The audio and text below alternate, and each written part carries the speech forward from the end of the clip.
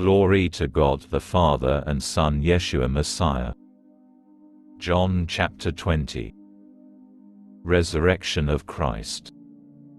Early on the first day of the week, while it was still dark, Miriam from Magdala went to the tomb and saw that the stone had been removed from the tomb. So she came running to Shimon Kepha and the other Talmud, the one Yeshua loved, and said to them, "They've taken the Lord out of the tomb, and we don't know where they've put him." Then Kepha and the other Talmud started for the tomb. They both ran, but the other Talmud outran Kepha and reached the tomb first.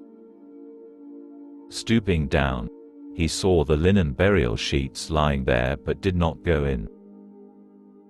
Then, following him, Shimon Kepha arrived, entered the tomb and saw the burial sheets lying there. Also the cloth that had been around his head, lying not with the sheets but in a separate place and still folded up. Then the other Talmud, who had arrived at the tomb first, also went in. He saw, and he trusted. They had not yet come to understand that the Tanakh teaches that the Messiah has to rise from the dead. So the Talmudim returned home. Christ appears to Mary Magdalene. But Miriam stood outside crying. As she cried, she bent down, peered into the tomb, and saw two angels in white sitting where the body of Yeshua had been, one at the head and one at the feet. "Why are you crying?" they asked her. "They took my Lord," she said to them, "and I don't know where they have put him." As she said this, she turned around and saw Yeshua standing there, but she didn't know it was he. Yeshua said to her, "Lady, why are you crying? Whom are you looking for?" Thinking he was the gardener, she said to him, "Sir, if you're the one who carried him away, just tell me where you put him, and I'll go and get him myself." Yeshua said to her, "Miriam." Turning, she cried out to him in Hebrew, "Rabbani," that is, teacher. "Stop holding on to me," Yeshua said to her, "because I haven't yet gone back to the Father. But go to my brothers, and tell them that I am going back to my Father and your Father, to my God and your God." Miriam of Magdala went to the Talmudim with the news that she had seen the Lord and that he had told her this. Christ appears to the disciples without Thomas.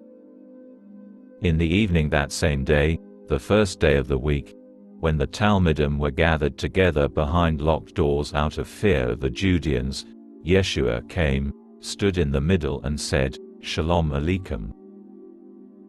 Having greeted them, he showed them his hands and his side.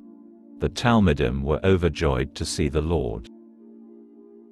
"Shalom Aleichem," Yeshua repeated. "Just as the Father sent me, I myself am also sending you." Having said this, he breathed on them and said to them, "Receive the Ruach HaKodesh. If you forgive someone's sins, their sins are forgiven. If you hold them, they are held." Now Tuma, the name means twin, one of the 12, was not with them when Yeshua came. When the other Talmudim told him, "We have seen the Lord," he replied, "Unless I see the nail marks in his hands, put my finger into the place where the nails were and put my hand into his side, I refuse to believe it."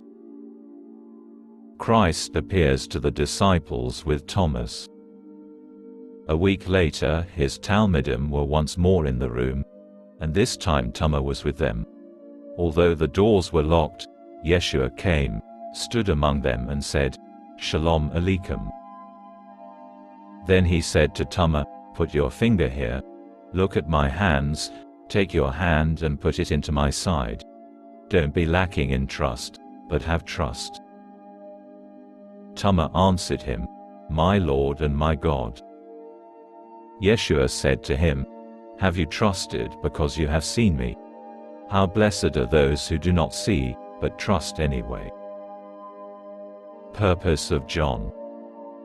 In the presence of the Talmudim, Yeshua performed many other miracles which have not been recorded in this book. But these which have been recorded are here so that you may trust that Yeshua is the Messiah, the Son of God, and that by this trust you may have life because of who he is.